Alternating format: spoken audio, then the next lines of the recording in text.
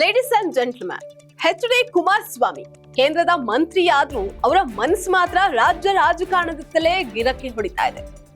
ಇದು ಹಲವಾರು ಬಾರಿ ಸಾಬೀತಾಗಿದೆ ಕೂಡ.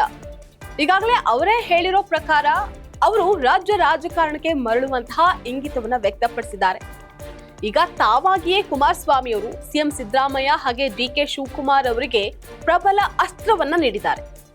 ಇದು ಕುಮಾರಸ್ವಾಮಿ ಮಾತ್ರವಲ್ಲದೆ ಜೆಡಿಎಸ್ಗೆ ಧರ್ಮ ಸಂಕಟವನ್ನ ತಂದೊಡ್ಡಿದೆ. ಇಷ್ಟಕ್ಕೂ ಏನದು? ವೀಕ್ಷಕರೇ, ನೆಲ ಜಲ ಭಾಷೆಗಾಗಿ ಪ್ರಾಮಾಣಿಕ ಪತ್ರಿಕೋದ್ಯಮ. ನೀವು ನೋಡ್ತಾ ಇದ್ದೀರಾ ಫೋಕಸ್ ಟಿವಿ. ನಾನು ನಿಶ್ಚಿತ.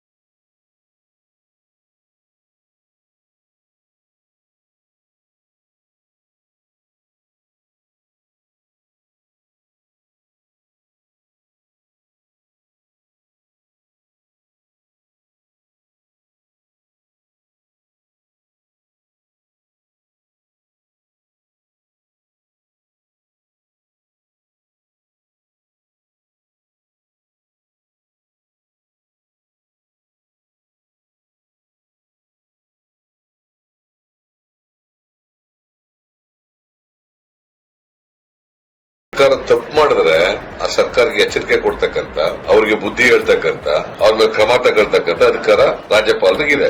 ರಾಜ್ಯಪಾಲರು ಕೇಂದ್ರ ಸರ್ಕಾರದ ಕೈಗೊಂಬೆಯಂತೆ ವರ್ತಿಸಿದ್ದಾರೆ.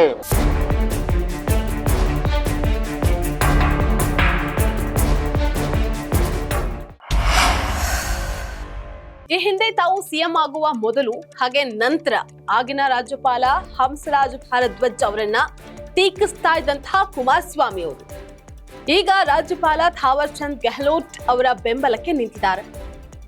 ಆಗ ತಾವು ಸರ್ಕಾರ ರಚನೆ ಮಾಡೋದಕ್ಕೆ ಸಹಕರಿಸದ ಕಾರಣಕ್ಕೆ ರಾಜ್ಯಪಾಲರನ್ನ ಬೈದಿದ್ದಂತಹ ಕುಮಾರಸ್ವಾಮಿ ಈಗ ಸರ್ಕಾರದ ವಿರುದ್ಧ ನಡೆದುಕೊಂಡ್ರು ರಾಜ್ಯಪಾಲರನ್ನ ಬೆಂಬಲಿಸ್ತಾ ಇದ್ದಾರೆ.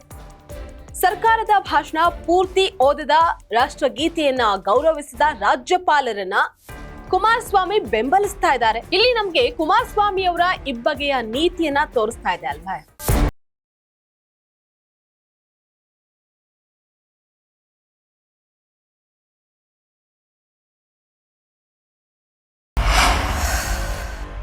ಕಾಂಗ್ರೆಸ್ ಪಕ್ಷದ ಮೇಲಿನ ದ್ವೇಷದಿಂದ ಕುಮಾರಸ್ವಾಮಿ ಅವರು ಹೇಗೆ ರಾಜ್ಯಪಾಲರ ನಡೆಯನ್ನ ಬೆಂಬಲಿಸ್ತಾ ಇದ್ದಾರಾ, ಅಥವಾ ಪ್ರಧಾನಿ ಮೋದಿ ಹಾಗೆ ಬಿಜೆಪಿಯನ್ನ ಬೆಂಬಲಿಸೋದಕ್ಕೆ ಹೇಗೆ ಹೇಳ್ತಾ ಇದ್ದಾರಾ? ಕುಮಾರಸ್ವಾಮಿ ಅವರಿಗೆ ಈ ಹಿಂದೆ ರಾಜ್ಯ ಸರ್ಕಾರದ ವಿರುದ್ಧ ನಡೆದುಕೊಂಡಂತಹ ಆಗಿನ ರಾಜ್ಯಪಾಲರು ಕೆಟ್ಟವರಾಗಿ ಕಂಡವರಾದ್ರೆ ಈಗಲೂ ಸಹ ರಾಜ್ಯ ಸರ್ಕಾರದ ವಿರುದ್ಧವೇ ನಿಂತಿರುವಂತಹ ಈಗಿನ ರಾಜ್ಯಪಾಲ ಥಾವರ್ ಚಂದ್ ಗೆಹ್ಲೋಟ್ ಅವರನ್ನ ಹೇಗೆ ಬೆಂಬಲವಾಗಿ ಅವ್ರ ಜೊತೆ ನಿಂತಿದ್ದಾರೆ ಅನ್ನುವಂತಹದ್ದೇ ಸದ್ಯದ ಪ್ರಶ್ನೆ. ಇದಾಗಿತ್ತು ಇವತ್ತಿನ ಫೋಕಸ್ ಸ್ಪೆಷಲ್ ಸ್ಟೋರಿ. ನೆಲ ಜಲ ಭಾಷೆಗಾಗಿ ನೋಡ್ತಾ ಇರಿ ಫೋಕಸ್ ಟೀಮ್.